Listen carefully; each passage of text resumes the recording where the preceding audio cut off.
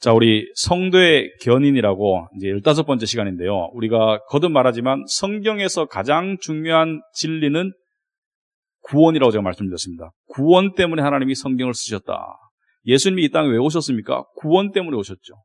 그래서 구원이 성경의 가장 중요한 진리다. 그래서 최근 몇 주 동안 우리가 구원에 관계된 핵심 교리들을 살펴보았습니다. 뭐부터 살펴보았습니까? 택함부터, 그 다음에 하나님의 부르심, 거듭남, 그 다음에 칭의, 성화, 이런 식으로 우리가 순서로 살펴보았는데, 자, 오늘은 제목이 성도의 견인이라고 그래요. 이게 좀 생소한 말인 것 같은데, 우리 견인차 알죠? 견인차. 끝까지 끌고 간다. 그러니까 끝까지 구원받는다 이런 얘기죠. 끝까지 구원받는다. 성도는 끝까지 구원받는다. 그리고 좀 더 쉽게 말하면 구원의 확신이다. 그래서 저번에 우리가 칼빈주의와 알미니안주의 이야기할 때 칼빈주의의 5대 강령 중에 끝에가 뭐였습니까? 바로 성도의 견인이었습니다. 그래서 오늘은 그 구원의 꽃이라고 할 수 있는 성도의 견인, 그러니까 구원의 집대성이라고 할 수 있는 성도의 견인에 대해서 살펴보자. 자, 성경의 핵심이 구원이라면 구원은 쉽게 말하면 무엇이죠? 지옥에서 천국으로 옮겨진 게 구원입니다. 구원은 받아도 되고, 받으면 좋고, 안 받아도 그만이고, 아니고, 받으면 너무 좋고, 안 받으면 큰일 나는 게 구원이죠. 왜? 지옥에서 천국으로 옮겨지는 것이 구원이기 때문에. 그래서 쉽게 말하자면, 교회 뭐하러 다닙니까? 천국 못 간다면, 교회 가는 의미가 없지 않습니까? 그래서 말씀의 진리를 통해서 우리가 거듭나는데, 자, 우리가 이때까지 크리스찬의 구원에 대해서 살펴보았다면은, 이 정말로 거듭난 크리스찬이 구원을 이룰 수 있을까? 그죠? 여러분은 지금까지 몇 차례에 걸쳐서 공부를 해왔기 때문에 답을 알 거예요. 하지만 그것이 여러분 속에 확신이 돼야 되고, 그리고 더 나아가서 사람들에게 설명할 줄 알길 바랍니다. 정말로 거듭난 크리스찬이 구원을 이룰 수 있을까? 누군가가 정말로 거듭났는지를 어떻게 알 수 있을까? 중요한 문제들이죠.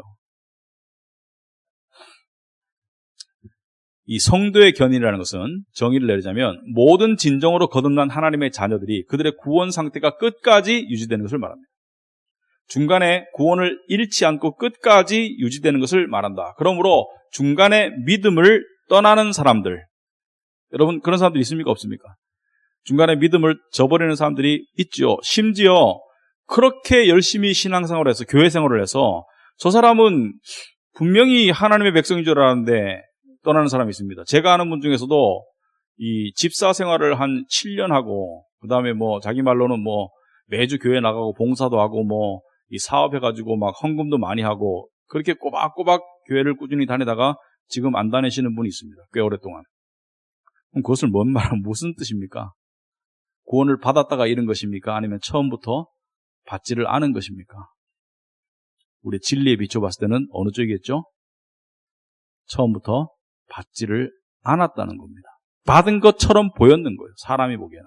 인간의 눈으로 보기에는 구원을 받은 것처럼 보였지만은 결국에는 받지 않았다는 것을 이야기합니다. 왜냐하면은 한 번 구원을 받은 사람은 잃을 수가 있다 없다. 구원을 잃을 수가 없고 주님을 떠날 수가 없어요. 주님을 떠나고 싶은 마음은 가질 수 있고 주님을 떠나고자 하는 흉내는 낼 수 있어도 주님을 완전히 떠날 수는 없습니다. 왜 그러냐면은 우리를 붙잡고 계시는 주님의 힘을 우리가 이길 재간이 없기 때문이죠. 그래서 요한복음 6장 39절 40절 다 같이 한 목소리로 한번 읽어보겠습니다.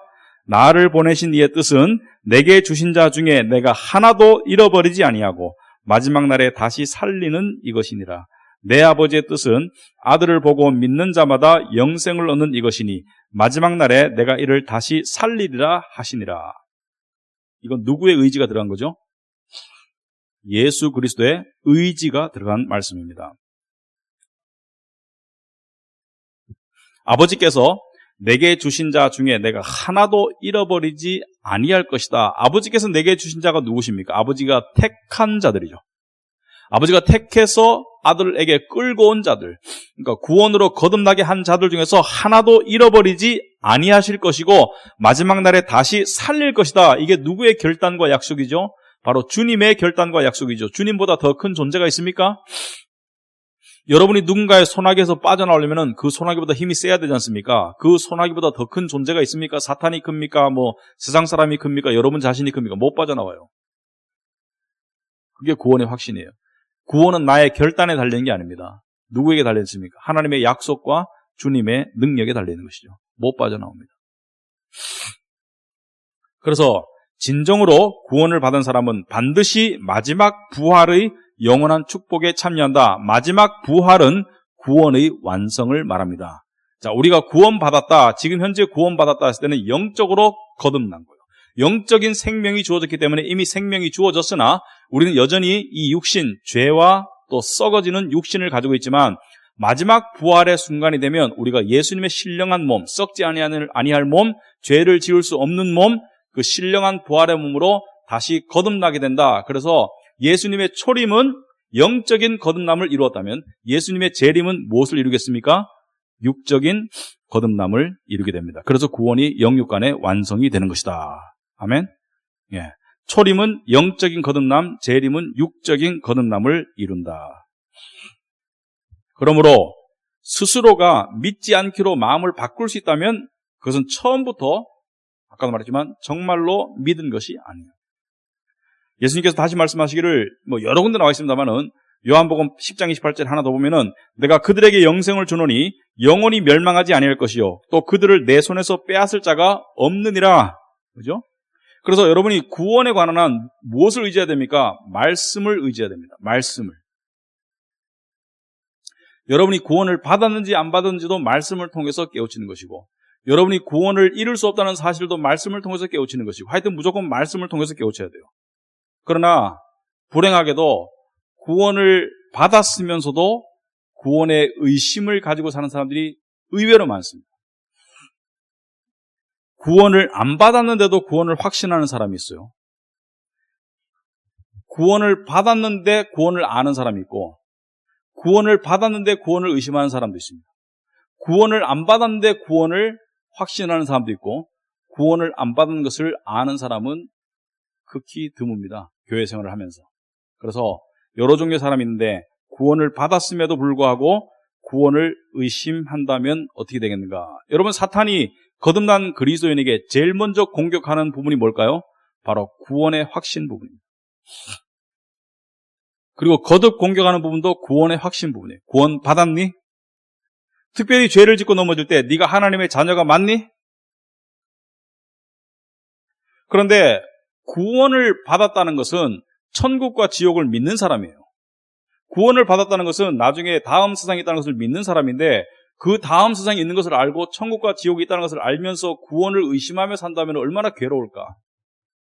저도 그 신앙 초기에 제 구원을 의심하도록 이 사탄의 공격에서 시달린 적이 있어요. 몇 달 동안. 굉장히 무섭더라고요. 아니, 천국과 지옥을 이제 알겠는데 구원을 못 받았다면 또는 내가 착각하고 있다면 이런 의심을 자꾸 사탄이 주더라고요. 결국은 이 구원을 의심하게 하는 그 사탄의 목표는 우리가 구원의 그 확신과 기쁨을, 그 능력을 누리지 못하게 하고 더 나아가서 전도를 하지 못하게 만듭니다. 구원을 의심하는 사람이 어떻게 전도할 수 있겠습니까? 못하는 거예요. 그래서 사탄과 이 하나님 나라, 이 빛의 나라와 어둠의 나라의 영적인 전쟁 속에서 크리스찬이 무능력하게 만들게 하기 위해서 사탄이 사용하는 가장 강력한 무기 중 하나는 구원의 의심인데 이것은 신앙이 약할 때 반드시 옵니다. 하지만 어느 정도 물리치고 나면 안 와요. 그래야 정상이에요. 가끔 돌아올 수는 있어도 다시 안 와야 됩니다. 왜? 이 싸움에서 이겨야지 비로소 그리스도인으로 설 수가 있기 때문에. 그래서 사탄은 이 구원의 의심이라는 이 이빨로 성도들을 물어 뜯으려고 하는데 베드로는 우리에게 뭐라고 권면하느냐? 2페이지 셋째 줄 오면은 베드로서 1장 10절 말씀이 써 있습니다. 그러므로 형제들아 더욱 힘써 너의 부르심과 택하심을 굳게 하라 이렇게 되어 있어요. 자, 이 말을 자칫 잘못하면 네가 힘써서 부름 받을 자격을 더 확실히 하라 이런 게 아닙니다. 택함 받을 자격을 확실히 하라 이런 게 아닙니다. 택함과 부르심은 이미 끝났어요. 택함은 언제 끝났습니까? 창세전에 끝났고 부르심은요. 하나님께서 성령과 말씀을 통해서 우리를 구원으로 부르시고 거듭나게 할 때 끝난 겁니다. 이미 이루어진 거예요. 그럼 뭐예요? 거기에 대한 확신을 가지라는 거예요. 여러분 애 키울 때 제일 처음 하는 게 뭐죠? 애를 낳으면 제일 처음 하는 게 뭡니까? 엄마 아버지가 안달이 나. 엄마 아빠가 제일 처음 하는 게 뭐예요? 얘가 내가 부모인지 알아보도록 만드는 거예요. 안 그러면 큰일 나잖아. 안 그러면 다른 사람 따라갈 수도 있고, 또 내가 아빠다, 엄마다 이걸 계속 인식시켜다가 어느 날 갑자기 애가 이런 소리만 내도 막 깜짝 놀라죠, 그죠? 이제 애가 나를 알아본다고. 그만큼 중요하기 때문에 태어난 아기한테 내가 부모라는 것을 알려줘서 아기가 부모를 확신할 수 있도록 계속 가르쳐 주는 거예요. 그리고 아이가 이제 부모를 알아봅니다. 그런데 엄마가 애를 방에 눕혀놓고 부엌에 가면 애가 어떻게 돼? 애가 울어요. 엄마가 눈에 안 보이면 애가 없어졌다고 생각해. 불안해 합니다. 그래서 엄마랑 분리된 상태에서 불안해한다. 그러므로 엄마가 애를 자꾸 찾아가서 얼굴을 보여주고, 그리고 심지어 부엌에서 일하면서 옆에 애를 내버려두고 이렇게 합니다. 왜? 부모와의 관계를 인식시켜주기 위해서. 마찬가지입니다. 영적으로 거듭난 사람도 하나님이 나의 아버지, 영적인 아버지인지를 처음에 100% 확신하고 또 지속적으로 확신하지 못하기 때문에 그 노력이 필요한 거예요. 그래서 구원을 받은 사람은 구원에 대한 확신을 확실하게 가져야 합니다. 구원의 확신이 없으면 신앙생활에서 절대로 승리할 수 없어요. 하지만 구원의 확신만 확실히 가지고 있으면 신앙생활에서 결국은 승리합니다. 구원의 확신이라는 것은 그 속에 있는 소망과 기쁨을 포함하는 것이거든요. 그러므로 신앙인의 능력은, 신앙인의 영적인 능력과 힘과 소망은 어디서 나옵니까? 구원에서 나오는 거예요. 나는 죽어도 천국 간다. 나에게 어떤 일이 있을지라도 나는 천국 간다. 이거에 관한 확신이죠. 나는 세상 것을 다 잃어버려도 가장 좋은 것을 가지고 있다. 이런 확신이에요. 그러나 구원을 확신할 수 없는 경우들이 있습니다. 제가 구원의 확신을 이야기한다고 해가지고 그릇된 구원의 확신을 심어주고 싶진 않아요. 구원을 의심해 봐야 될 필요가 있는 경우가 많이 있습니다. 첫째는 비성경적인 믿음을 가지고 있는 경우입니다. 어떤 경우냐? 특별히 종교인들, 율법적인 사람들 어떤 생각을 가지고 있습니까? 내가 어떻게 하느냐에 따라서 마지막에 구원이 하나님에 의해서 결정지어질 것이다. 이렇게 생각하는 사람은 구원을 의심해야 됩니다. 내가 예수 믿고 신앙생활을 어떻게 하느냐에 따라 가지고 천국 갈지 안 갈지를 알 수 있을 것이다. 한 몇 년 전에 우리 영어 예배에 나오시던 분인데 대학교 교수를 하시는 미국인이었습니다. 나이 드신 분이고 아주 사람이 좋았어요. 인간적으로 사람이 굉장히 친절하고 좋았습니다. 부부간에 와 있었는데 저하고 이제 그 홍대에서 만났어요. 그래서 구원에 관한 이야기를 했는데 제가 이분이 하도 의심스러워서 원래부터 좀 의심스러웠거든요. 그래서 이제 목사로서 이제 대화를 했죠. 카톨릭을 다니다가 개신교로 오신 지 한 10년 넘으신 분인데 제가 이야기했습니다. 누구누구 씨, 당신은 지금 죽으면 천국 가는 거를 압니까? 이렇게 물어봤어요. 그러니까 그 친절하던 분이 화를 벌컥 내면서 그걸 내가 어떻게 아냐고, 죽어봐야 알지. 이렇게 말해요. 정말 이대로. 그걸 내가 어떻게 아냐고, 죽어봐야 알지. 그래서 제가 그때 깨달았어요. 아, 이분이 교회 생활은 계속 해오셨지만 구원을 아직 못 받았구나. 참 안타깝죠. 그런 경우들이 종종 있습니다. 신앙생활은 수십 년 했는데 죽음이 두려워. 죽어서 천국 갈 확신이 없어요.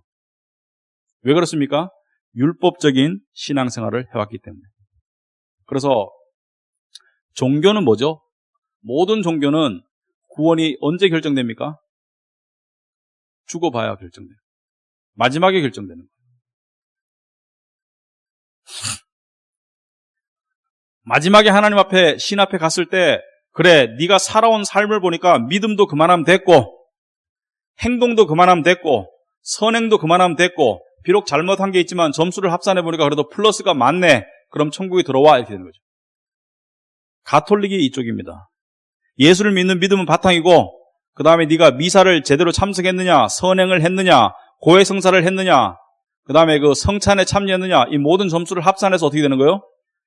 점수가 충분하면 천국, 점수가 부족하면 연옥, 미달되면 지옥입니다. 성경에 없는 개념이죠. 여러분 이렇습니다. 이 세상 이치가 다, 근데 이게 사람들한테 굉장히 먹혀요. 세상 이치가 다 그렇습니다. 열심히 공부해서 서울대학교 가! 말이 되잖아요? 근데 기독교는 이거예요. 서울대학교는 이미 넣어줬으니까 열심히 공부해. 이게 기독교예요. 그러니까 다른 거예요. 이게 은혜라는 거예요.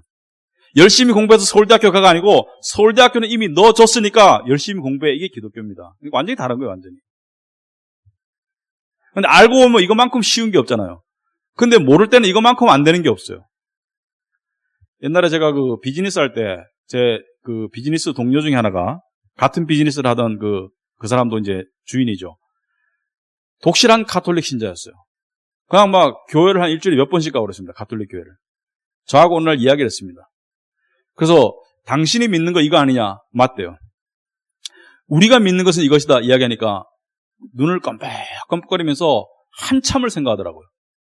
그러고 난 다음에 이 말을 하더라고요. 정말 제가 한 말이 이 말입니다. 당신은 서울대학교 가려고 열심히 공부하지 않느냐? 근데 우리는 서울대학교 이미 들어갔다. 하나님의 은혜로. 그래서 열심히 신앙생활을 하는 것이다. 눈을 깜빡깜빡거리더니 이렇게 말하더라고요. 정말 그런 길이 있으면 얼마나 좋겠어. 그리고 안 믿더라고. 참 안타깝죠. 정말 그런 길이 있으면 얼마나 좋겠어. 너무 좋아서 믿기가 어려운 거야. 이게 복음이에요. 독실한 가톨릭 신자 입장에서는 자기의 최종 목표를 이미 이룰 수 있다고 말하는 게 아무것도 안 하고 그게 믿겨지지가 않는 거예요. 그러니까 정말로 그런 길이 있으면 얼마나 좋겠소. 여러분, 구원을 받았다는 것은 엄청난 복입니다. 그 다음에 두 번째, 어떤 사람들은 자신의 체험을 바탕으로 구원의 확신을 이야기해요. 나 꿈에 하나님 음성 들었어. 하나님 봤어. 이래요. 나 꿈에 어떤 그 검은 도포 입은 할아버지가 나타났는데 지금 생각해보니까 하나님이야. 나는 그 꿈에 하나님을 봤기 때문에 나는 구원 받았음이 틀림없어. 이래요. 나는 꿈에 하나님께서 환상으로 나의 미래를 보여주셨어. 이렇게 말해요. 그러면 나는 모태신앙이야. 어렸을 때부터 교회를 다녔어. 습관적으로, 체험적으로 교회를 다녔어. 그러므로 나는 크리스찬이야. 자기의 체험과 자기의 어떤 경험의 바탕을 둔 신앙. 그것은 구원을 의심해 봐야 된다. 예수님께서 적나라하게 말씀하신 것이 제가 자꾸 말씀드리지만 이 말씀이 중요하기 때문에 말씀드리죠. 마태복음 7장 22절 23절 다 같이 한번 읽어보겠습니다. 그날에 많은 귀신들이 나더러 이르되 주여 주여 우리가 주의 이름으로 선지자 노릇하며 주의 이름으로 귀신을 쫓아내며 주의 이름으로 많은 권능을 행하지 아니하였나이까 하리니 그때 내가 그들에게 밝히 말하되 내가 너희를 도무지 알지 못하니 불법을 행하는 자들아 내게서 떠나가라 하리라. 자, 여기 지금 사람들의 특징이 뭡니까? 주를 믿는다고 확신하는 사람들이에요. 주여 주여. 그런데 이 사람들의 확신의 근거는 뭐죠? 주의 이름으로 선지자 노릇한 체험, 주의 이름으로 귀신을 쫓아낸 체험, 주의 이름으로 권능을 한 체험을 이야기하고 있어요. 그리고 이 7장 이 내용 뒤에 보면 예수님께서 그 다음에 반석 위에 집을 지어라 이렇게 말씀하십니다. 그 반석이 뭐라 그랬어요? 바로 말씀이다 이렇게 얘기하고 있어요. 아시겠습니까? 체험을 강조하는 사람은 구원을 안 받았을 가망이 훨씬 높습니다. 말씀의 바탕이 있고 체험이 있는 거예요. 그리고 구원을 받아도 체험은 훨씬 안 좋을 수도 있습니다. 특히나 세상적으로 봤을 때 구원받은 사람이 세상적인 체험 속에서 더 고난을 당할 수도 있고요. 어떤 사람은 구원받고 믿음도 좋고 아주 착하고 세상적으로도 바른데 일찍 죽어버려요. 어떤 사람은 그냥 바리새인 같고 위선자 같은데 오래오래 잘 살아요. 체험 가지고는 모르는 거예요. 그 다음에 우리나라에 많죠. 세계적으로. 영접 기도를 했기 때문에 구원받았다고 확신하는 사람이 참 많습니다. 여러분 요즘도 이 선교단체들이 대학교에서 활동을 많이 합니다. 여러 가지 선교단체들이 CCC 그죠? 내비게이터 선교단체들이 많이 활동하는데 좋은 거죠. 순기능이 분명히 있습니다. 이분들이 하시는 사역에 순기능이 분명히 있습니다. 그런데 한 가지 굉장히 아쉬운 점은 어떤 거냐? 사형리 전해놓고 영접기도 시키면서 사형리 전하자마자 영접기도 시켰거든요. 이 사람이 교회 다니든 안 다니든 간에 사형리 전해놓고 저하고 영접기도 하시면 천국 갑니다 이렇게 했어요. 그래서 영접기도를 했습니다. 따라하세요. 예수님, 하나님, 저는 죄인입니다. 예수님께서 십자가에서 저를 위해 죽으신 것을 믿습니다. 지금 이 시간 주님을 저의 구주로 받아들이오니 제 마음에 들어오셔서 저를 하나님의 자녀로 삼아 주시옵소서. 아멘, 아멘 다 따라했어요. 따라오는 다음에 뭐라 합니까? 이제 영접 기도했으니까 절대로 당신이 이제는 하나님의 자녀가 되었고 구원 받았으니까 절대로 구원을 의심하지 말아라 이렇게 말했어요. 그런데 아이러니하게도 그들 중 상당수가 지금 교회도 안 다닙니다. 무슨 말입니까? 구원은 시간이 지나야지 알 수가 있어요. 그 기도가 진심의 기도였는지 정말로 영접한 기도였는지 아니면은 그냥 머리로 또는 마음의 약간 움직임으로 한 기도인지는 시간이 지나봐야 알 수 있습니다. 구원은 영적인 일, 구원이라는 이 영적인 일은 인간이 마음대로 도식화해서 결론 지을 수 있는 게 아닙니다. 자, 내가 전했고 네가 믿는다고 고백했고 지금 영접 기도했으니까 너는 크리스찬이야 이렇게 되는 게 아니라는 거죠. 저도 그러고 싶을 때가 있어요. 특히 자식들하고 빨리 구원을 받았으면 좋겠다. 뭐 비행기라도 타고 가다 죽으면 어떡합니까? 그래서 막 강요하고 싶은 마음이 있지만 그래봤자 소용이 없는 거예요. 할 수 있는 건 뭡니까? 말씀을 전해주고 기도해주고. 그러니까 하나하나 거듭나더라고요. 말씀을 전해주고 기도해주고. 자, 이러한 일들은 구원을 의심해도 된다. 자, 그 다음에 우리가 구원을 왜 그럼 의심하나? 어떤 때 구원을 의심하는가? 여러분들은 어떤 때 구원을 의심해 본 적 있습니까? 어떤 때 주로 구원을 의심하게 되나요? 스스로 생각할 때. 여러 가지 경우가 있겠지만 제가 대표적인 것을 한 몇 가지를 살펴보면 첫째는 말씀에 비추어 볼 때 너무 자신의 모습이 부족한 거야. 그러니까 말씀을 읽다가 보면은 말씀의 요구와 기준에 너무나도 내가 못 미치는 거예요. 성령의 열매를 읽는데 하나도 없는 것 같아, 나한테.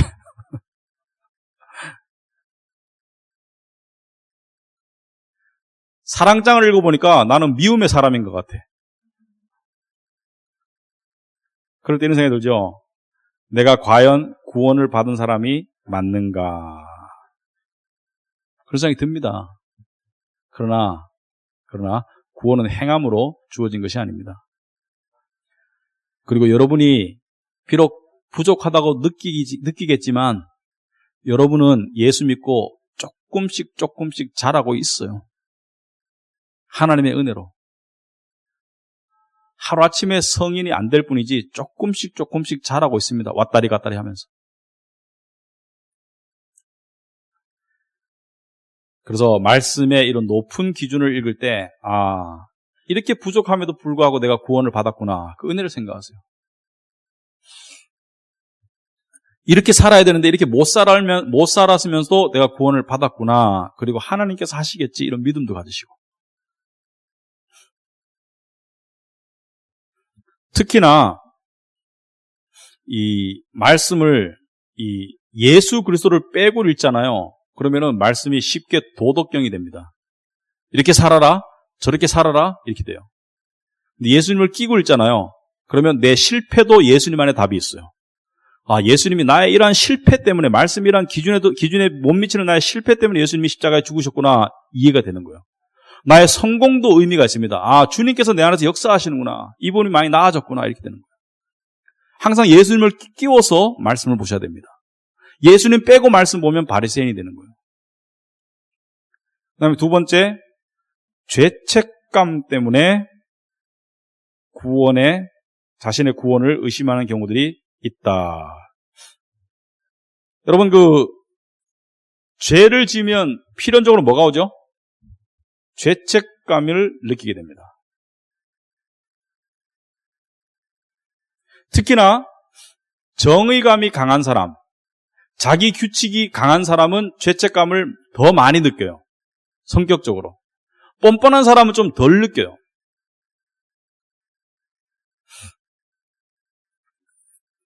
그래서 죄책감, 정의감이 강하거나 자기 기준이 높은 사람은 넘어진 자신을 용납을 못해. 또 넘어졌네, 또 넘어졌어. 자신을 용서하지를 못해. 그럴 때 이렇게 생각해 보시기 바랍니다. 하나님이 용서하신 나를 내가 뭐가 한데 용서를 못하나? 내가 하나님보다 더 위인가? 아니, 대법관이 용서했는데 지방판사가 용서를 못한다면 말이 안 되잖아요.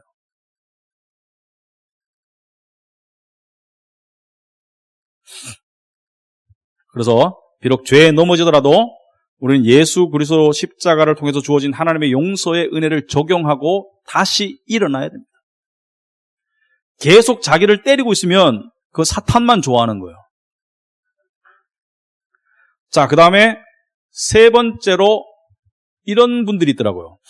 나는 언제 구원받았는지 극적인 구원의 순간이 없어.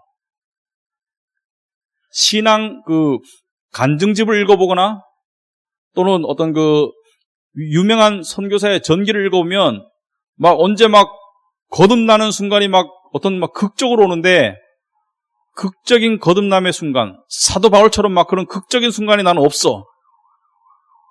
그렇다면 나 혼자 생각하고 있는 거 아닌가 이런 생각할 때 있습니다. 통계적으로 극적인 순간이 있는 사람보다 극적인 순간이 없는 사람이 더 많아요. 그리고 극적인 순간이 없는 사람이 신앙적으로 더 안정적인 경우도 상당히 있습니다. 왜? 믿음을 차곡차곡 처음부터 잘 받아들이는 사람들이 극적인 순간이 없을 수도 있습니다. 물론 극적인 순간이 있는 것도 은혜고 극적인 순간이 없는 것도 은혜입니다.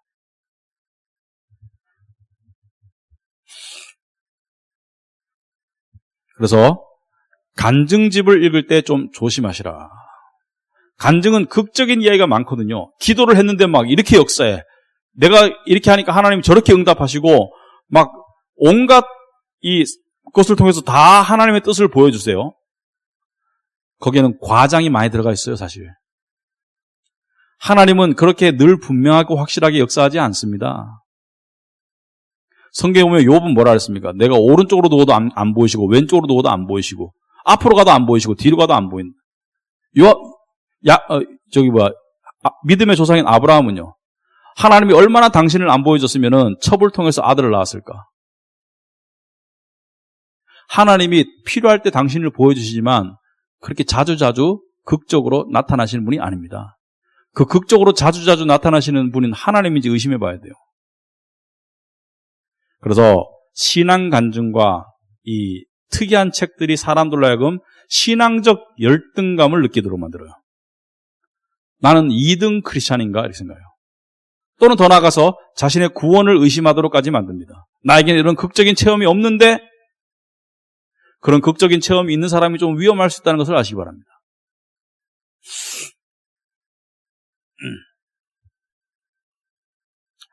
자, 그 다음에 자주 일어나는 고난 때문에 내가 구원받았나 이래 의심하는 때가 있습니다. 내가 구원받았는데 왜 앞으로 가다가 돌불에 걸려 넘어지고 뒤로 자빠지니까 왜 머리가 깨졌지 이렇게. 하나님의 자녀라면 나한테 어떤 일이 계속 왜 이런 일이 계속 일어나지? 특히나 믿는 사람들 중에 시험 들 때가 있습니다. 어떤 사람이 제가 하나님을 신실하게 신앙생활 했더니 세상 일이 잘 되더라고요.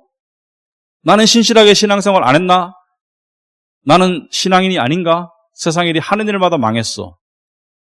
물론 하나님께서 삶을 근본적으로는 책임져 주시죠. 그죠? 근본적으로 책임져 주시는데 하는 일마다 꼬일 때가 있어요. 내가 지금 신경 쓰는 게 3가지인데 3가지 다 안 풀려. 3가지 중에 3가지 다 풀리면 정말 날아갈 것 같고 2가지만 풀려도 정말 기분 좋을 것 같고 3가지 중에 적어도 1가지만 돼도 그래도 숨은 쉴 것 같은데 3가지 다 안 풀려. 그럴 때 하나님이 정말 나를 사랑하시는 아버지 맞나 이런 생각할 때가 있습니다. 하나님이 나를 사랑하신다면 이런 일이 왜 생겼나? 아니 일반 사람들에게도 안 생기는 일이 왜 하필 나한테 생겼나 이렇게 생각합니다. 하지만 성경에 보면 고난은 그런 식으로 바라보라고 안 했습니다. 고난은 하나님께서 당신의 자녀들을 당신께 더 가까이 다가오도록 사용하시는 수단이라고 그랬어요. 고난이 없으면 믿음이 안 자란다고 그랬습니다. 그러니까 하나님께서 오히려 사랑하시는 자를 더 고난을 더 줄 수도 있어요. 그러므로 고난도 하나님과의 관계 속에서 오면 하나님의 사랑의 증거까지도 될 수가 있다라고 성경은 이야기합니다. 야고보서 1장 말씀을 한번 보겠습니다. 여러분 4페이지. 다 같이 한번 읽어보겠습니다. 내 형제들아, 너희가 여러 가지 시험을 당하거든 온전히 기쁘게 여기라. 이는 너희 믿음의 시련이 인내를 만들어내는 줄 너희가 알미라. 인내를 온전히 이루라. 이는 너희로 온전하고 구비하여 조금도 부족함이 없게 하려 함이라. 여러분 여기 보시면 내 형제들아, 구원받은 사람들이 아니에요. 받은 사람들이죠. 내 형제들아, 너희가 여러 가지 시험을 당하거든, 온갖 종류의 시험을 당하거든 온전히 기쁘게 여기라는 것이에요. 왜 기쁘게 여긴다면 기쁘게 여기는 이유가 있어야 되지 않습니까? 왜 기쁘게 여기는 것인가? 믿음의 시련이 인내를 만들어내는 줄 알고 인내를 통해서 네가 온전해진다는 것은 뭐예요? 믿음 가운데 단단해지고 구원의 확신 가운데 단단해지도록 하기 위해서 하나님께서 고난을 허락하신다. 아멘. 실제로요, 고난이 확 있을 때 그때 하나님과의 관계가 확 트일 때가 있습니다. 그래가지고 말씀적으로나 또 내 안에 있는 성령님을 통해서 내적 확신이 확 주어질 때가 있어요. 하나님 살아계시고 나를 정말로 나와 함께 하시는구나, 그걸 느낄 때가 있다는 거예요. 여러분 살다 보면 신앙인이 그런 때가 있습니다. 저는 지금 생각나는 게, 미국에 공부하러 갔을 때 저는 공부를 제가 잘할 줄 알았어요. 공부를 잘하겠지, 막연하게. 가니까 웬걸. 이 신학교 가면 여름방학 때 우리 묘성간서도 신학교로 갔지만 새 학기가 시작할 때 랭귀지를 하거든요. 히브리어, 헬라어를 가지고 먼저 시작을 하는데 제가 하는데 못 따라가겠는 거예요. 근데 그때 굉장히 힘들었거든요. 정말 공부도 힘들고 낯선 환경에서 집에는 바퀴벌레 돌아다니지, 문 앞에는 도마뱀 기어다니지, 이거 사람 사는 데 아닌 것 같더라고요. 그래가지고 열받아가지고 이렇게 운전하는데 뒤에서 경찰이 따라왔어요. 그래가지고 130불짜리 티켓 주더라고. 왜냐면은 이 속도 위반했다고. 그러니까 사람이 열받으면 속도가 빨라지는가 봐, 자기도 모르게. 그래가지고 이 미국에는 이 위반 속도에 따라 가지고 이 티켓을 주거든요. 100몇십 불짜리 티켓을 받았어요. 그래가지고 저녁에 막 기도했잖아요. 하나님, 도대체 저한테 이런 고난이 왜 주어집니까? 그냥 안 하고 집에 갈랍니다. 내가 미국에 살 이유도 없고, 그래서 막 기도하는데, 그때 은혜 많이 받았습니다. 한 30분 정도 시간 어떻게 흘렀는지 모르겠어요. 눈물이 쭉 나면서 하나님이 아무 말씀도 안 하시는데 제 눈에 이렇게 보이는 건 아니고 마음의 눈에 십자가가 보이는 거예요. 그리고 거기에서 마음으로 주님의 음성이 들려오는 거예요. 너를 위해 당한 나의 고난과 한번 생각해봐라. 제가 그래서 회개하게 되더라고요. 하나님 죄송합니다. 주님은 저를 구원하시기 위해서 그런 고난을 지셨는데 제가 이 정도 고난 가지고 제가 이렇게 불평이 너무 많았던 것 같습니다. 그리고 결단이 되더라고요. 내가 한번 이를 악물고 해보자 하니까 다 되더라고요. 그래서 고난이 있습니다만은 고난을 낭비하지 말도록 하자. 우리 믿는 사람들은 고난이 없을 수 없습니다.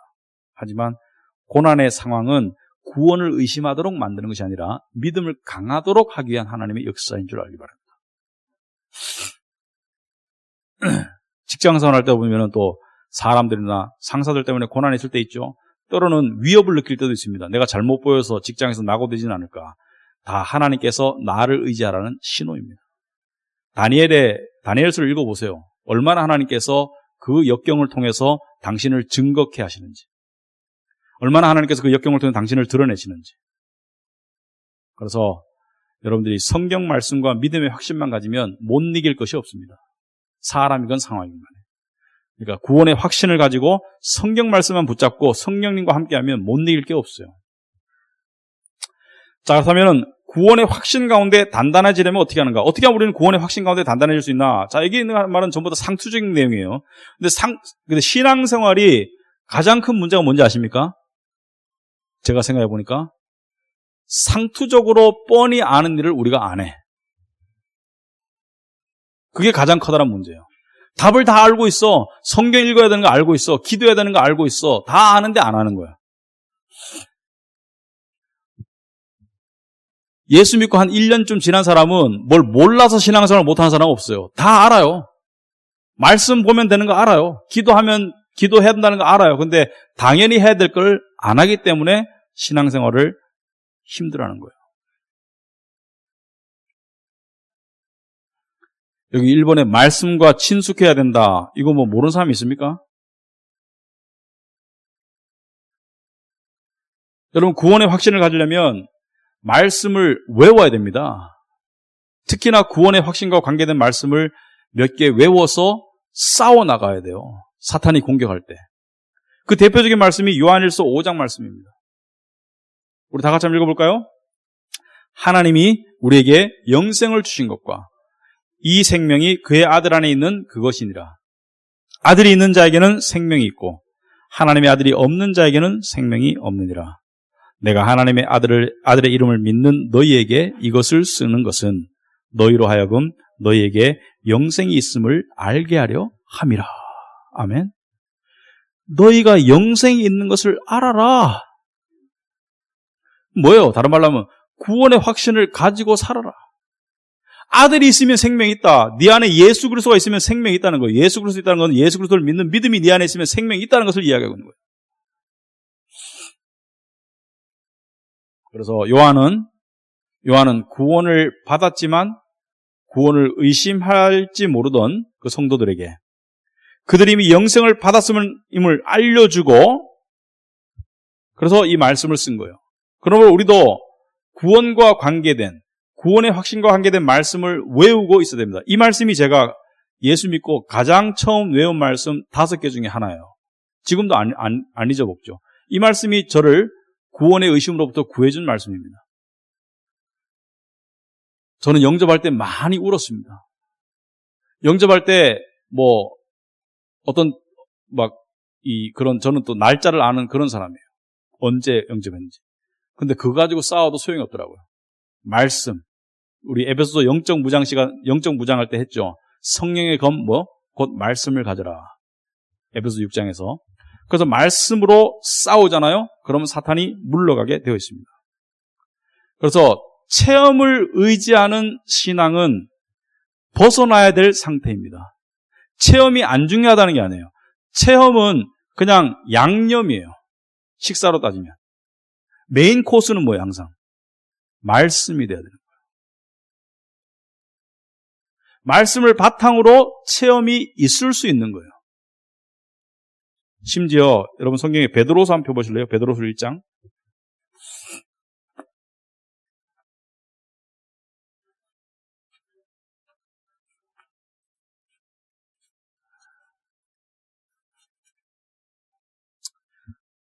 자, 여러분 베드로가 그 사도 중에 그 형이라서 베드로가 했던 여러 가지 경험과 체험들을 여러분 그 복음서에서 읽어봤죠. 베드로는 많은 체험과 경험을 했는데 극적인 체험도 했습니다. 제일 처음에 베드로가 예수를 만날 때 어떤 체험을 했습니까? 밤새도록 고기를 못 잡았는데 예수님이 그물을 던지라고 하니까 그물이 찢어질 듯이 고기가 많이 잡혔어요. 그래가지고 베드로가 가서 주여 하고 엎드리잖아요. 나는 죄인으로서이다. 그리고 뭐라 했어요? 내게서 떠나가소서. 베드로가 그랬거든요. 그리고 베드로가 제자가 되어서 예수님을 따라다니다가 여러분 변화산이라고 알죠? 변화산. 예수님께서 광채가 난 영광의 모습으로 확 변하시면서 모세와 그 다음에 엘리야가 나타나서 서로 이야기하는 그 변화산. 그죠? 예수님이 하늘의 신령한 모습으로 변화하시는 것을 옆에서 직접 봤어요, 안 봤어요? 그럼 베드로는 이렇게 말할 수 있지 않습니까? 나는 하나님의 사도야. 나는 변화산의 광채도 봤어. 이렇게 말할 건데 베드로는 16절에 이렇게 말합니다. 1장 16절에 우리 주 예수 그리스도의 능력과 강림하심을 너에게 알게 한 것이 교묘히 만든 이야기를 따른 것이 아니요 우리는 그의 크신 위엄을 친히 본 자라. 지극히 큰 영광 중에서 이러한 소리가 그에게 나기를 이는 내 사랑하는 아들이요 내 기뻐하는 자라 하실 때에 그가 하나님 아버지께 존귀와 영광을 받으셨느니라. 이게 뭘 말하는 겁니까? 변화산에서 들었던 하나님의 음성을 이야기하는 거예요. 체험을 이야기하는 거야. 시청각적으로 체험을 했어요. 이것만 해도 구원에 대한 분명한 증거가 되지 않습니까? 그래서 이 체험을 더 이야기하면 사람들이 더 솔깃할 거예요. 그런데 19절에 뭐라 했습니까? 또 우리에게는 더 확실한 예언이 있어. 어두운 데를 비추는 등불과 같으니 날이 새어 샛별이 너희 마음에 떠오르기까지 너희가 이것을 주의하는 것이 옳으니라. 먼저 알 것은 성경의 모든 예언은 사사로이 풀 것이 아니니, 여기서 예언의 말씀이라는 것은 성경의 계시의 말씀, 하나님을 나타내주는, 미래의 일을 나타내주는 성경의 계시의 말씀을 이야기하는데, 베드로는 우리에게 더 확실한 예언, 즉 말씀이 있다라고 이야기했습니다. 내 체험, 변화산에서의 나의 체험보다 더 확실한, more sure, 더 확실한 것이 바로 예언의 말씀이다, 이렇게 얘기하고 있어요. 저도 처음에 거듭났을 때는 제 체험을 많이 이야기했습니다.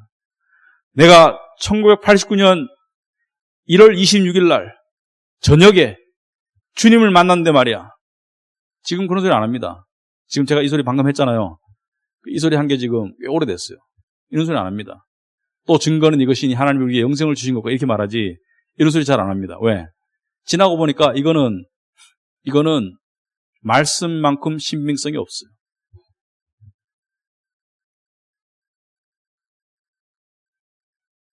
여러분이 이런 사람이 있습니다.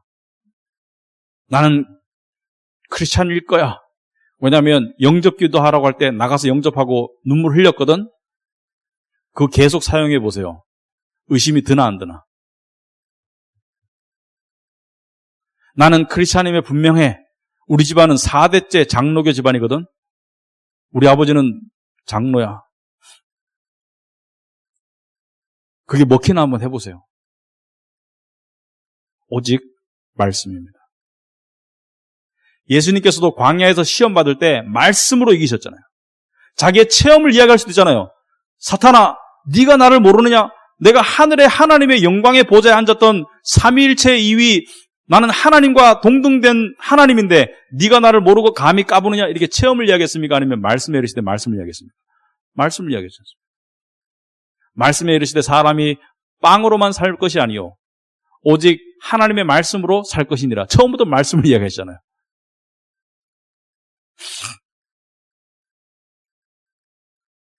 여러분들도 제가 이렇게 보잖아요. 그러면 말씀 공부 이렇게 꾸준히 하시는 분들이 신앙이 굉장히 단단해지고 있습니다. 제가 느껴요. 물론 완전한 사람은 없습니다, 우리 중에. 하지만 말씀 공부를 꾸준하게 하는 사람들이 신앙이 단단하게 세워져 나가는 것을 제가 느낍니다. 근데 우리는 좀 체험을 중시하거든요. 그래서 예배 시간에도 막 뜨거운 거 막 눈물 흘리고, 그게 나쁘다는 게 아닙니다. 뜨거운 건 나쁜 거 아닌 거예요. 근데 그것만 포커스를 맞추고 끝나고 나면 내용은 남는 게 없어. 그냥 마음은 들썩들썩했어. 막 마음은 들썩들썩하고 좋았는데 내용이 없어. 물론 마음이 뜨거운 것도 중요해요. 그러나 말씀이 있고 뜨거우면 좋은데 그냥 마음만 뜨거웠어. 그냥 아멘만 소리 질렀는데 끝나고 나면 머릿속에 입력된 내용이 없어. 그럼 뭐예요? 신앙이 자랍니까? 안 자랍니까? 안 자랍니다. 그 다음에 두 번째, 마찬가지죠. 우린 기본을 하면 돼요. 내주하시는 성령님을 기도로 의지하라. 구원에 의심이 들 때 기도도 도움이 됩니다. 성령님을 의지하고 기도하는 거죠. 성령님을 의지한다는 건 뭐냐? 결국 말씀을 의지하는 거예요.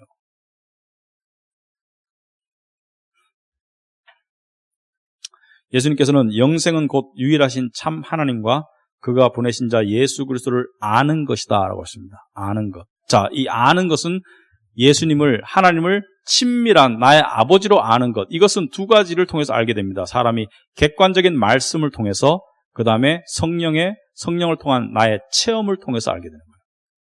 그러니까 말씀도 내가 깨달아지지만 내 안에 심령이 하나님이 나의 아버지라는 것을 내가 울컥한 마음으로 알게 되는 거예요. 왜? 내주하시는 성령께서 증거하시기 때문에.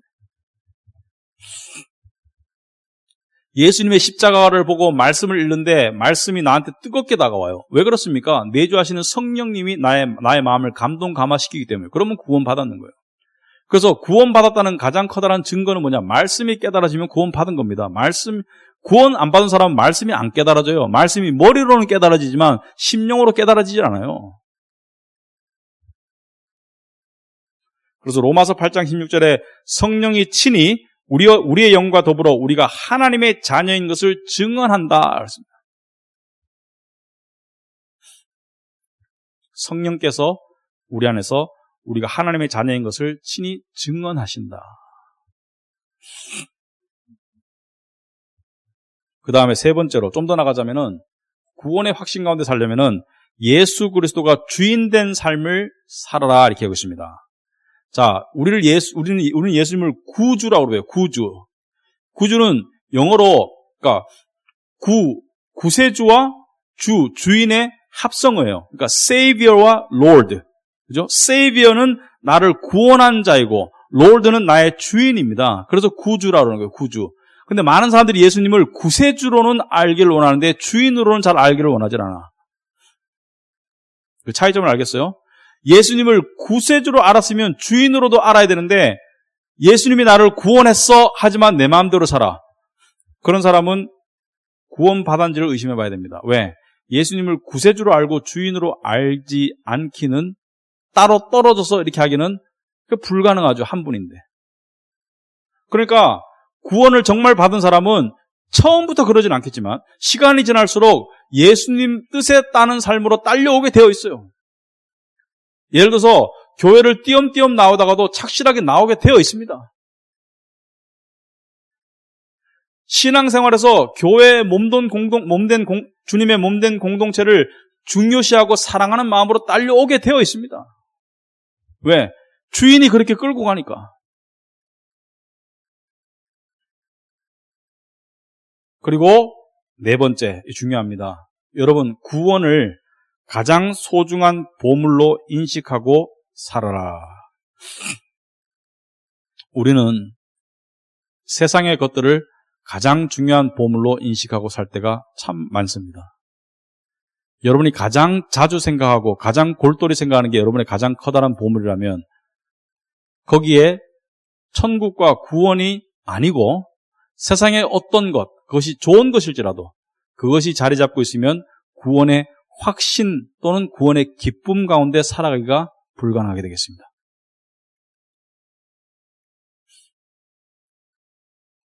어떤 거는 적당히 누릴 수도 있어요.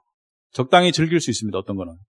예를 들어서 제가 뭐 좋은 차가 있어. 그럼 타면서 즐기면 돼요. 타고 싶을 때. 그런데 그렇게 안 되는 것들이 있습니다. 예를 들어서 여러분이 결혼을 했어. 근데 배우자 말고 다른 이성과 더 친하면서 배우자를 적당히 누리겠다. 그건 안 되잖아요. 왜? 배우자가 가장 우선이 되지 않으면 안 되지 않습니까? 마찬가지로 주님은 2등의 자리에 갈 수가 없어요. 주님과 주님이 주시는 구원의 선물과 그 감격은 2등의 자리로 갈 수가 없습니다. 근데 우리는 2등, 3등을 만드니까 그게 문제인 거예요.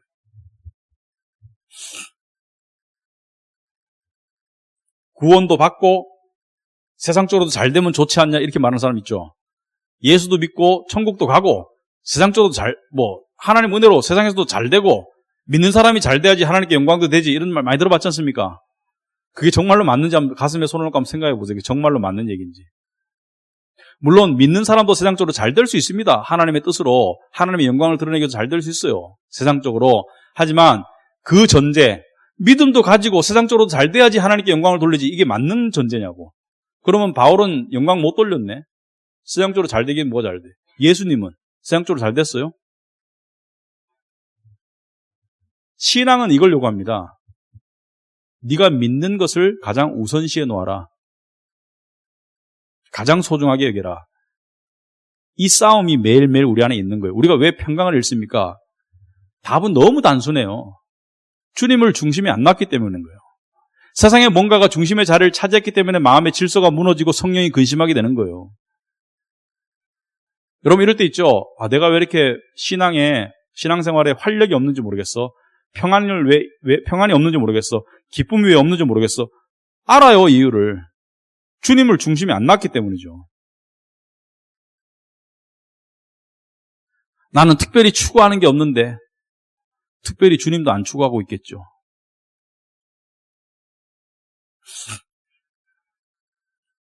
어떤 사람은 추구하는 마음이 너무 강해서 주님 이외에 다른 것을 추구하게 되면 평강을 잃게 되고 어떤 사람은 추구하는 마음이 너무 없어서 주님도 함께 안 추구하면 평강을 잃게 되는 거예요.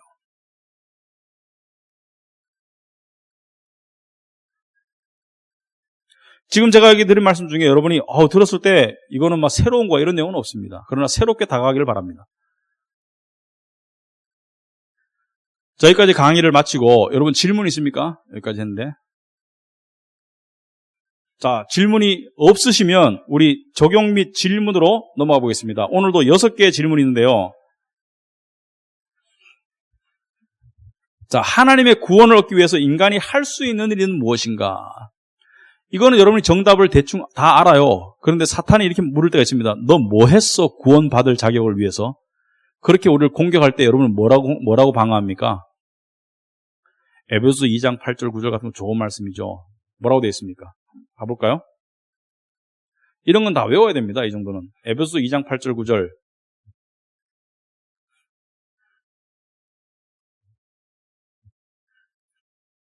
할 수 있으면 한글 영어로 다 외우시면 좋습니다. 에베소 2장 8절 9절 다 같이 읽어보겠습니다. 너희는 그 은혜에 의하여 믿음으로 말미암아 구원을 받았으니 이것은 너에게서 난 것이 아니요 하나님의 선물이라. 행위에서 난 것이 아니니 이는 누구든지 자랑하지 못하게 함이라. 너 뭐 했어? 한 거 없어. 괜찮아. 넌 무슨 자격으로 구원 얻었어? 자격 없어. 괜찮아. 그런데 그때 인간의 머리와 인간의 지혜와 인간의 어떤 그 생각으로 대적하려고 하잖아요. 그래도 내가 최소한 이건 하잖아. 그래도 내가 최소한 이렇게는 하잖아. 소용없는 거예요. 그래서 여러분이 죄를 지었어요. 근데 사탄이 공격합니다. 여러분 전체에 해당되는 건 아니겠지만 제가 그냥 예를 들면 이렇게 예를 들면 들어보고 있습니다. 너 인터넷에서 음란물 봤지? 그럴 때 여러분이 최소한 나는 실제 행동은 안 옮겼잖아. 이렇게 해봤자 소용이 없다는 거예요. 뭐요? 봤어. 그런데 행함으로 구원 얻지 않았어.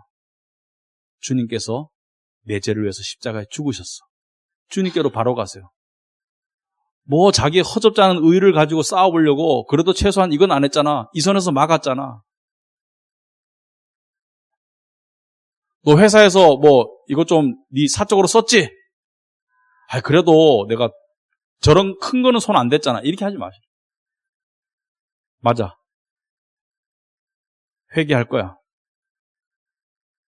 그리고 주님께서 내 죄를 위해서 죽으셨잖아. 행위로 받은 게 아니야.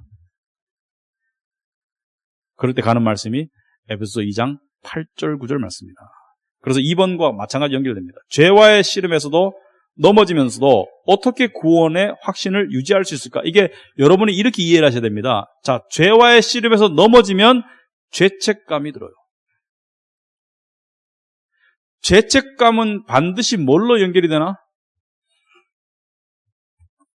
내가 A라는 사람한테 잘못을 했어. 그래서 내가 죄책감을 가지고 있어. 이 죄책감을 계속 가지면 A와 나와의 관계가 어떻게 될까? 점점 소원해지죠. 멀어지는 거예요. 그래서 해결되지 않은 죄책감은 하나님과의 관계를 점점 더 소원하게 만들어요. 그러면 하나님과의 관계가 소원한데 구원의 확신이나 기쁨에 거할 수 있겠습니까? 없겠습니까? 못 구하는 거예요. 그래서 죄는 죄책감으로 가면 안 돼요. 죄는 회개로 가야 됩니다. 어떤 사람들은 그래도 한 2, 3일은 죄책감을 느껴야지 내가 자기를 막 때려. 그러다 보면 2, 3일이 2, 3주가 될 수 있습니다. 요한일서 1장 9절 한번 펴보겠습니다.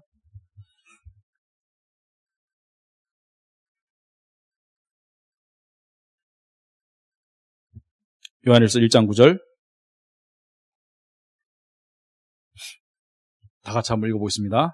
만일 우리가 우리 죄를 자백하면 그는 미쁘시고 의로우사 우리 죄를 사하시며 우리를 모든 불의에서 깨끗하게 하실 것이요.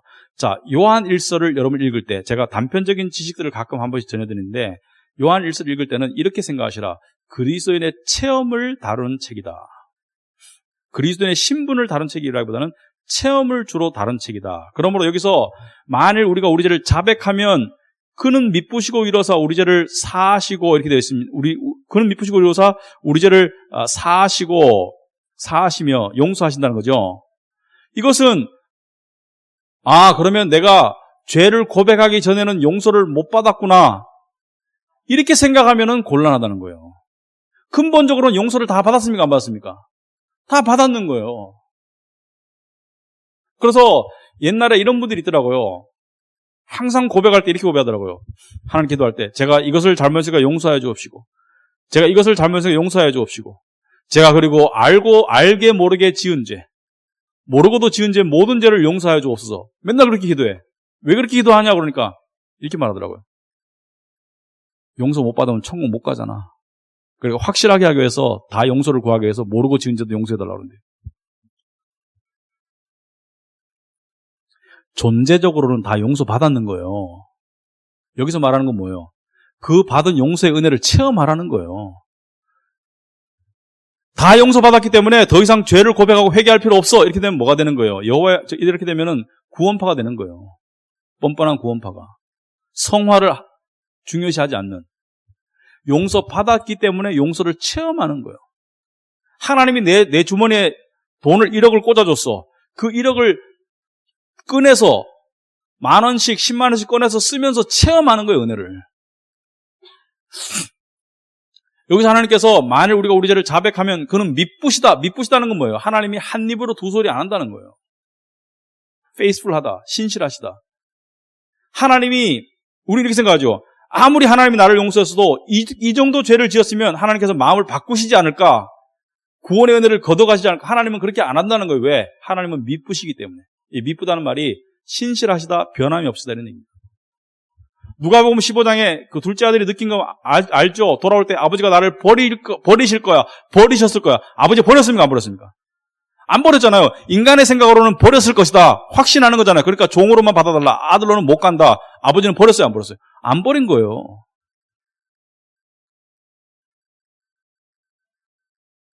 그래서 죄를 고백하고 이런 사람이 있어요. 또 하나님의 용서의 느낌이 드나 안 드나 자꾸 자기의 느낌을 자꾸 바라보는 사람이 있어요. 그거는 위험해요. 느낌은 왔다 갔다 하는 거야. 고백했으면 이 말씀대로 믿으세요. 만일 우리가 우리 죄를 자백하면 저는 미쁘시고 이로써 우리 죄를 사하시며 모든 불의에서 우리를 깨끗게 하실 것이요. 뭐예요? 죄를 깨끗게 하시고 우리를 사하신다. 이게 행동 속에서, 그러니까 시청각적으로 예수님이 어떻게 보이셨나요? 이 장면을. 지금 이 장면 그대로를. 여러분, 예수님이 제자들의 발 씻긴 장면 알죠? 요한복음 11장에 오면 예수님께서 제자들의 발을 씻기셨어요. 예수님께서 제자들을 사랑하실 때 끝까지 사랑하셨다 하면서 발을 씻기니까 베드로에게 오니까 베드로가 왜요? 주님이 저의 발을 씻기다니요. 주님 뭐라 했습니까? 내가 네 발을 안 씻기면 너와 나는 관계가 없다. 베드로가 뭐라 합니까? 그럼 목욕도 시켜주세요. 베드로답죠. 주님 뭐라 그래요? 너는 이미 목욕했다. 발만 씻으면 돼. 그래가지고 부부 학교 해가지고 막 발 씻기는 거 많이 했잖아요, 교회에서. 그게 종의 모습이라고 그래요. 발을 씻기는 종의 모습 연습하기. 그거 아니죠. 요한복음 13장을 한번 읽어보세요. 그게 그 뜻인지. 우리는 너무나 이렇게 의인화하는 경향이, 우리는 너무나 이렇게 우리 생각대로 말씀을 자꾸 이쪽으로 자꾸 좋게 해석하려고 하는데 그게 그 뜻이 아니죠. 씻긴다는 건 뭘 말하는 거예요? 죄 씻김을 말하는 거예요. 그 내용을 가지고 무슨 세족식을 한다 그러고 섬긴다 그러고 그거 아니라니까요. 목욕했다는 건 뭐예요? 이미 죄가 존재적으로 용서를 받았다는 거예요. 발은 뭐예요? 체험적으로 한 번씩 슬쩍슬쩍 씻으면 된다는 거예요. 예수 믿는 여러분, 죄 용서 받았습니까? 안 받았습니까? 받았잖아요. 그런데 체험 속에서 죄 용서 받아야 됩니까? 안 받아야 됩니까? 받아야 되잖아요. 왜? 죄 용서를 통해서 뭘 깨닫습니까? 십자가의 은혜를 깨우치는 거예요. 십자가의 은혜를 체험하는 거예요. 그러므로 죄를 자백하면서 용서를 하나님이 주나 안 주나 기다리는 게 아니라 용서를 요청하는 게 믿음입니다. 용서를 요구하는 게, 왜? 이미 나한테 주어졌기 때문에. 그냥 기도해놓고 하나님이 용서하시는, 지금 부정한 것 같아. 눈물을 좀 흘려야지. 찬송도 안 해야지. 막 찬송하다가 혼자 막 부흥해. 그런 다음에 딱 돌아서가지고 아직까지 마음이 찝찝한데 했던 고백 또 하고 또 하고. 그거 아니죠. 만일 우리가 우리 죄를 자백하면 저는 믿으시고 의로서 우리 죄를 사하시며 고백했으면 용서한 줄 믿어야 됩니다.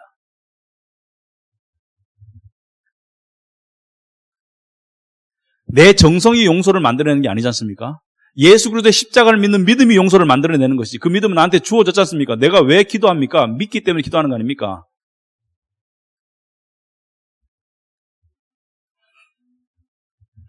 여기 죄를 지을 때 죄책감에서 관계의 소원은 이런 증상으로 나타납니다. 마음에 기쁨이 없어, 마음에 평강이 없어, 하나님을 향한 예배하고 싶은 마음이 떨어져, 여러 가지 증상으로 나타납니다. 거기에 가기 전에 뭐예요? 시편 51편을 한번 읽어보세요. 그죠? 나중에 다윗이 우리아 안에 밧세바와 간음하고 우리아를 죽이고 난 다음에 구원의 기쁨을 회복시켜달라고 기도하지 않습니까?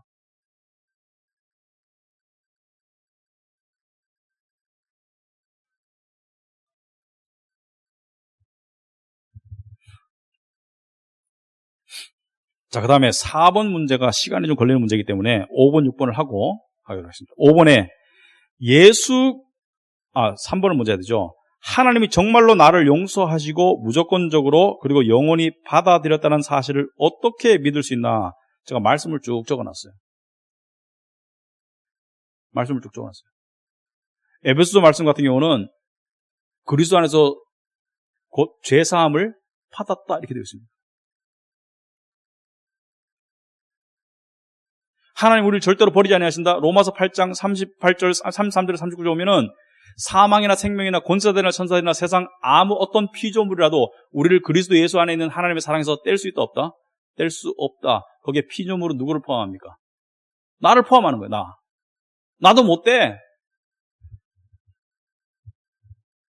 그 말씀을 통해서 관계가 구체화되는 거예요. 아, 하나님과 나와의 관계는 끊어질 수 없는 관계구나. 이게 내가 믿음이 들어오면 그게 체험이 되는 거예요. 그래서 죄로 넘어졌더라도 하나님께 달려가는 거예요. 믿음이 있으면.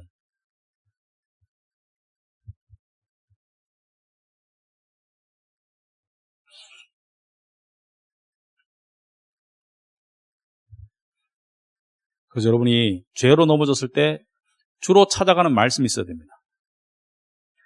저는 관계에서 제가 실패했을 때, 사람에게 제가 실패했을 때 가는 곳은 고린도전서 13장. 살다가 인생이 혼돈스럽고 허무할 때 가는 것은 시편 23장. 이런 구절들이 있습니다. 왜냐하면 이게 저한테는 이 처방전이에요. 처방전.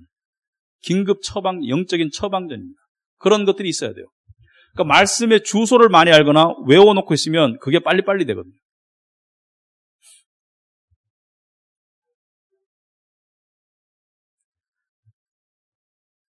신앙생활 하다가 잠수 탈 때 있죠.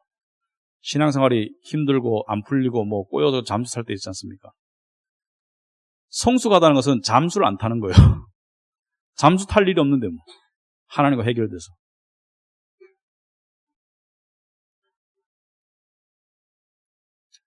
자, 5번째. 예수 그리스도를 믿는 믿음이 있다고 하면서 심지어 개인적인 신앙의 체험이 있다고 하면서도 이런 분들은 보면 말끝마다 하나님 이야기를 해요. 하나님이 이랬다, 하나님이 저랬다, 하나님을 모든 상황에 다 이렇게 양념처럼 뿌려요. 그러면서 실제 말이나 행동은 주로 교회의 순수성을 파괴하고 화합이 아니라 이간질이나 분열을 조장하는 쪽으로 나타난다면 이것을 어떻게 이해해야 되나? 오늘 구원의 확신으로 봤을 때 어떻게 이해해야 됩니까? 구원을 정말 받은 사람은 열매가 나타나게 되어 있습니다. 계속적으로 그렇게 할 수 있는 것은 근본을 의심해 봐야 돼요. 그런데 이런 종류의 사람들에게 물어보지 않습니까? 당신은 하나님의 자녀라는 것을 어떻게 알 수 있냐 물어보면은 항상 특징이 있어요. 체험을 이야기합니다. 흘렸던 눈물, 겪었던 극적인 사건, 그런 거를 주로 이야기하시더라고요. 그거 가지고는 진리를 알 수가 있다 없다. 알 수가 없어요.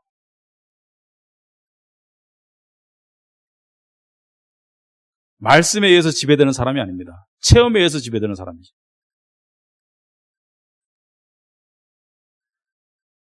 제가 이런 말을 왜 드리냐, 헷갈릴 때가 있거든요. 물론 우리가 인간이 A라는 사람이 구원받았는지 안 받았는지 100% 알 수 없어요. 하나님과 그 사람이 아는 것이 우리가 알 수 없습니다. 그러나 심증이 거의 가죠. 그런데 어떤 경우는 되게 헷갈리는 경우가 있습니다. 그럴 때는 뭘 봐라? 그 사람의 열매를 봐라.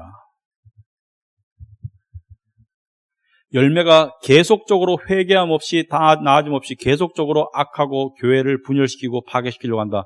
그거는 하나님의 양이 아닐 경우가 많다 이렇게 보시면 돼요. 그 다음에 6번에 구원의 확신뿐 아니라 그 기쁨 가운데 자라가는 사람에게는 어떤 열매들이 나타날까? 자, 구원받은 사람들은 어떤 열매들이 나타날까?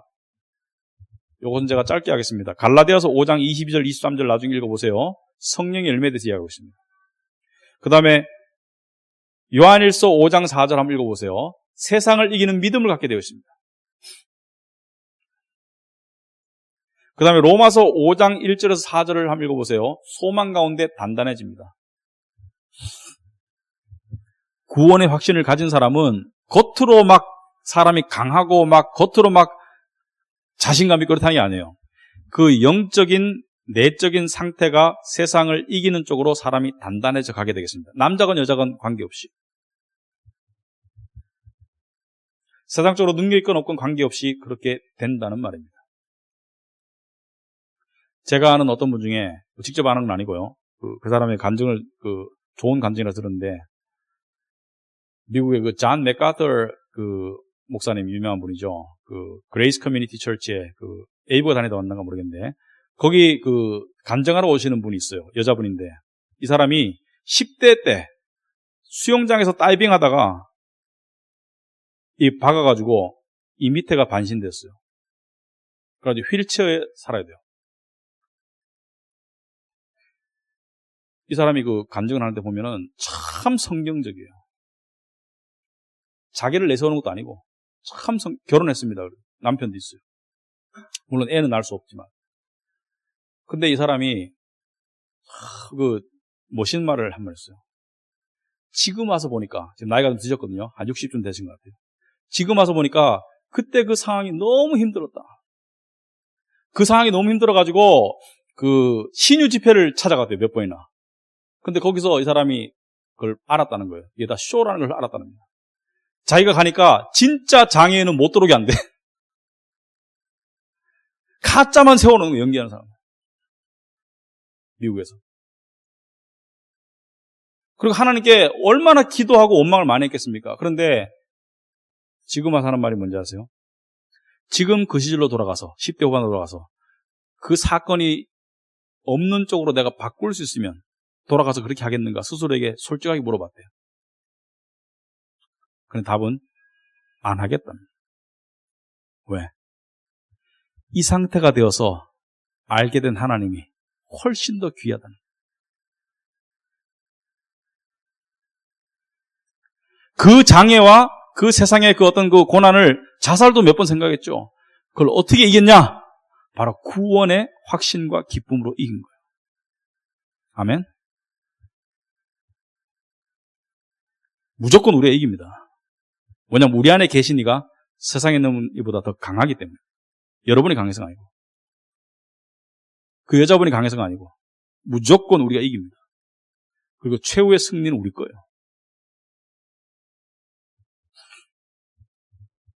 그 다음에 마지막으로 자 구원을 이룰 수 있다고 주장하는 사람들이 가장 많이 인용하는 구절이 여러분이 평소에 아셨는가 모르겠지만은 히브리서 6장이 되겠습니다. 4번 문제. 구원을 이룰 수 있다고 주장하는 사람들이 주로 인용하는 말씀이 히브리서 6장 4절에서 9절이다. 하지만 이 말씀은 진정으로 거듭난 사람이 구원을 이룰 수 있다는 뜻이 아니라 다른 뜻입니다. 성경은 성경 전체의 내용과 상통하는 것이죠. 구원을 이룰 수 없다는 내용이 99개인데 이 말씀 하나 가지고 구원을 이룰 수 있다고 주장하는데 이 말씀이 구원을 이룰 수 있다는 주장이 아니라고요. 그런데 여러분이 아셔야 돼요. 왜? 이 말씀 가지고 혹시 후벼팔 수 있습니다. 그래서 히브리서 6장을 한번 보겠습니다. 4절에서 9절 제가 읽어보겠습니다. 자, 한번 빛을 받고 하늘의 은사를 맛보고 성령에 참여한 바 되고 하나님의 선한 말씀과 내세의 능력을 맛보고도 타락한 자들은 다시 새롭게 하여 회개하게 할 수 없나니 이는 그들이 하나님의 아들을 다시 십자가에 못 박아 드러내놓고 욕되게 함이라. 땅이 그 위에 자주 내리는 비를 흡수하여 밭가는 자들이 쓰기에 합당한 채소를 내면 하나님께 복을 받고 만일 가시와 엉겅퀴를 내면 버림을 당하고 저주함에 가까워 그 마지막은 불사름이 되리라. 사랑하는 자들아, 우리가 이같이 말하나 너희에게는 이보다 더 좋은 것 곧 구원에 속한 것이 있음을 확신하노라. 아멘. 자, 여기 보면은 한 번 빛을 받고 하늘의 은사를 맛보고 성령에 참여한 바 되고 하나님의 선한 말씀과 내세 능력을 맛보고도 타락한 자들은 구원받은 자들입니까? 구원 안 받은 자들입니까? 어떤 사람들이 이걸 구원받았다가 잃었다고 이야기합니다.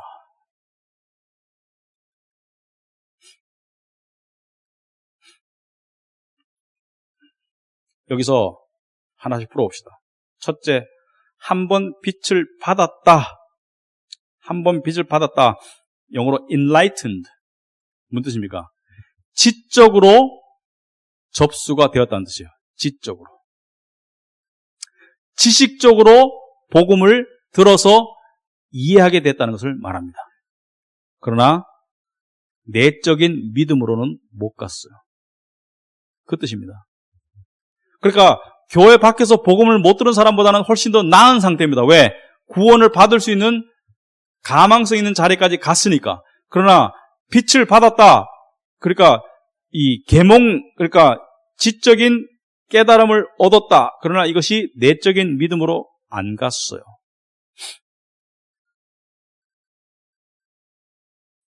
하늘의 은사를 맛보았다. 성령에 참여한 바 되었다. 여기서 맛보았다는 말을 유의 있게 드시기 바랍니다. 맛보았다는 것은 여러분 이마트 가면은 샘플 푸드 맛보죠. 가서 샘플 푸드로 돈가스 한 조각 먹고 난 다음에 나 점심으로 돈가스 먹어서 말하면 그건 맞습니까? 안 틀린 말입니까? 틀린 말이죠. 돈가스 한번 맛보았지 돈가스로 점심을 먹은 건 아니지 않습니까? 뭐요? 외형적인 참여를 말합니다. 내적인 참여가 아니라 내적인 관계가 아니라 외형적인 참여를 말해요. 그러니까 교회 다니니까 복음도 들어보았고 이 안에서 성령께서 역사하실 때 이 교회 공동체 안에서 역사하지 않습니까? 그러니까 믿지 않는 사람도 여기 오면 성령의 역사를 느끼겠습니까? 안 느끼겠습니까? 영적으로 거듭난 사람들의 역사로서 영적으로 거듭나서 느끼진 않지만 교회 오니까 뭔가 분위기가 다르네? 느끼지 않습니까? 교회 오니까 사람들이 뭔가 포용해주네? 받아주네? 뭔가 따뜻함이 있네? 뭔가 진실됨이 있네? 맛보았어요? 안 보았어요? 맛은 보았어요. 그러나 먹었어요? 안 먹었어요? 실제로 내적인 관계로 내려갔으면 안 내려갔습니다. 안 내려간 거죠. 맛보았다는 거예요. 그 다음에 하나님의 선한 말씀과 내세 능력을 맛보았다는 거예요. 말씀도 들어가지고 지적으로 깨우침도 있고 여러분 목사하다 보면요 참 재밌을 때가 있습니다. 내가 생각할 때는 저 사람 안 믿는 사람인데 아직까지 저보고 은혜 받았다고 감사하다고 인사하는 경우가 있어요. 좋은 거죠. 제 기도는 뭡니까? 정말로 그것이 당신에게 은혜로 가기를 바란다. 거듭남의 은혜. 어떤 분들은 목사님 설교에 은혜 받았습니다 말하고 놓고 교회 안 다니는 사람도 있어요. 그때 은혜 받은 건 뭐예요? 그 순간에 거짓말한 겁니까? 그렇진 않아요. 그 순간에 맛을 보았다는 거예요. 그러나 내적인 믿음으로는 들어가지 않았다. 그 다음에 세 번째, 제가 뭘 말했습니까? 첫째는 지적 이해와 믿음의 차이, 그죠? 지적 동의와 믿음의 차이, 외형적 참여와 내적 관계의 차이. 그 다음에 세 번째요, 우리와 그들입니다. 여러분이 괄호 안에 있는 사람을 뭐라요? 우리. 괄호 밖에 있는 사람은 뭐예요? 저 사람들. 영어로 말하면 1인칭 복수와 3인칭 복수의 차이예요. 1인칭은 우리 편이야. 3인칭은 아직 우리 안에 있지 않아. 그래서 한 번 빛을 받고 하늘의 은사를 맛보고 성령에 참여한 자들, 이 사람들을 성경은 뭐라 그럽니까? 이것을 they, those, 그죠? 영어로 보면은, 한국말에는 좀 분명하지 않아요. 영어로 보면은, 영어로 6절 한번 보겠습니다. And then have fallen away to restore them again to repentance, since they are crucifying. 6절에 뭐랬습니까? 그들이, 이렇게 해요. 그들이. 한국말로 나와 있네. 그들이 하나님의 아들을 다시 십자가에 못 박는다, 이렇게 나와 있죠. 6절 중간에. 그들이라는 건 뭐예요? 아직 우리가 아니라는 거예요. 차이를 알겠습니까? 우리는 구원받은 사람을 말하는 거예요. 그들은 아직 손님이야, 손님. 교회에 왔어, 오기는. 그러나 손님 상태에 머물다가 떠났어요. 이해되죠? 그런데 구절에 오면 사랑하는 자들아, 이렇게 말해요. 이제 우리 얘기하는 거야. 사랑하는 자들아, 우리가 이같이 말하나 너희에게는 이보다 더 좋은 것, 곧 구원에 속한 것이 있음을 확신하노라. 이게 뭔 말이에요? 저 사람들은 아니야. 그렇지만 너희, 우리에 속한 너희에게는 무엇이 있다고? 구원이 있다. 이것을 확신한다. 이렇게 하는 거예요. 그래서 분명히 영적으로 구원받은 사람을 우리라고 받고 영적으로 구원받지 못한 사람을 그들이라고 받았는 거예요. 차이점을 아시겠죠? 자, 네 번째 차이. 이것은 7절과 8절입니다. 열매가 있느냐 없느냐. 그래서 아무리 눈물 질질 흘려도 시간이 지나봐야 돼요. 시간이 지나서 그 사람에게 신앙의 열매가 있느냐 없느냐. 예배를 소중히 하고 말씀을 깨닫고 사모하고 세상을 이기는 믿음이 있느냐? 아니면은 씨가 자라다가 그냥 기쁨으로 받다가, 씨 뿌리는 비유 똑같은 얘기예요. 씨 뿌리는 비유에 처음에 씨는 어디에? 길바닥에 뿌려져가지고 뿌리자마자 다 새들이 그냥 쪼아먹고 먹어버리잖아요. 사탄이 다 가져가잖아요. 근데 마음밭에 뿌려져가지고 기쁨으로 받았어. 그런데 돌밭이야, 밑에가. 뭐요? 맛보았다는 거지. 똑같은 비유예요. 뿌리를 내리지 못한다는 거지. 그리고 마지막에 이게 뭐예요? 세상의 염려와 근심으로 질식하는 거지. 이것은 저는 참 이상하게도 믿지 않는 사람에게도 해당되지만 그냥 우리 믿는 사람에게도 체험상은 해당되는 게 아니냐.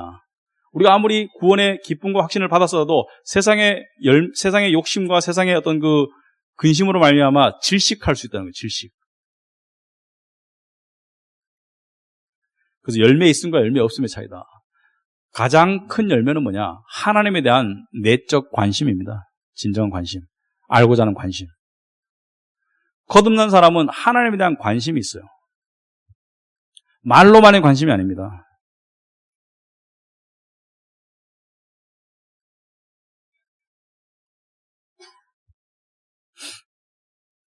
그리고 진정으로 거듭났다는 가장 확실한 증거는 아까 말했듯이 말씀에 대한 관심과 깨달음이 있어야 됩니다. 나는 말씀이 매일매일 달아 이런 사람은 없어요, 거의. 근데 말씀을 딱 들었을 때 깨달음이 오고 감동이 오는 것이 있어야 됩니다. 자, 그래서 이제 히브리서 6장이나 또 히브리서 10장에도 비슷한 내용이 나옵니다만은 6장이 대표적인 것이죠. 히브리서 6장으로 여러분에게 누군가가 이렇게 그런 논리를 펼 때 여러분이 확실하게 준비가 되어야 된다. 실제로요, 누군가가 여러분에게 그런 공격을 한다기보다는 사탄이 이걸 통해서 공격할 수가 있습니다. 제가 크리스찬이 되고 난 다음에 가장 읽고 난 다음에 벌벌 떨었던 말씀이 히브리서 6장 말씀이에요. 읽고 난 다음에 밤에 이걸 읽는데 나는 그때 구원을 읽는다고밖에 해석이 안 되더라고요. 그래가지고 그 다음날 거의 뜬 눈으로 잠을 못 잔 것 같아. 너무 걱정돼서. 그 다음날 우리 선생님한테 전화를 했어요. 찾아가겠다고. 물어봤는데 우리 선생님이 굉장히 좋으시거든요. 훌륭하시고. 선생님이 설명을 못해요. 선생님이 읽어보시더니만 고개를 갸우뚱거리더만 글쎄 이게 무슨 뜻일까 이러시는 거예요. 아 답답해 죽겠는 거예요. 그런데 그 뒤에 항상 성경을 읽을 때 여기를 지나가더라고요. 5장 읽고 6장 되면 그냥 쓱 읽고 지나가요. 지나갔어요. 신학교 갔습니다. 히브리서를 공부하는데 그때 그들과 우리를 설명해 주더라고요. 아, 깜짝 놀랐어요, 나. 눈이 팍 띄어지는 거야. 물론 그전에도 이 말씀에 대한 내 해석이 틀렸을 거라는 걸 생각했어요. 왜? 구원에 이룰 수 없다는 것은 제가 알았습니다. 그런데 이 말씀만 보면 찝찝한 거야. 불안하고. 근데 그 시간에 교수님이 설명을 딱 해주는데 와, 얼마나 기분이 좋은지. 깨달음의 그 맛. 그게 그 뜻이었네. 여러분 행운합니다. 신학교도 안 갔는데 다 설명해 주잖아. 이런 설명 들어봤습니까? 못 들어봤죠? 평소에 궁금했을 수도 있습니다. 여러분 성경 읽다 보면은. 그때 기분 좋았습니다. 참 감사하고. 깨달음이 그런 거더라고요. 하나님이 언젠가는 깨닫게 해주더라고요. 어떤 말씀인지. 우리 기도하고 마치도록 하겠습니다. 하나님 아버지 참으로 감사합니다. 우리에게 이 귀한 구원의 은혜를 베푸신 주님의 은혜를 찬양하고 주님께 감사와 존귀와 영광과 찬송을 모두 올려드립니다. 우리 같은 죄인에게 이 한량없는 은혜를 베푸신 그 하나님의 은혜, 그것에 대한 확신과 감격이 우리로 하여금 이 세상을 이길 수 있는 믿음으로 살아가도록 하옵소서. 특별히 세상 일 때문에 근심하고 괴롭고 무거울 때 우리가 구원의 은혜를 생각하고 내주하시는 성령님과 말씀을 통해서 우리가 다시 한번 확신과 힘을 얻어서 세상을 이기는 영적인 승리의 삶을 살아갈 수 있도록 주님 인도하여 주시옵소서. 이 시간 모인 모든 사랑하시는 하나님의 성도들의 가슴 위에 마음 가운데 말씀의 확신이 더욱더 깊이 주어지고 또 돌아가는 발걸음 위에도 함께하여 주시옵소서. 예수님 이름으로 기도합나이다. 아멘.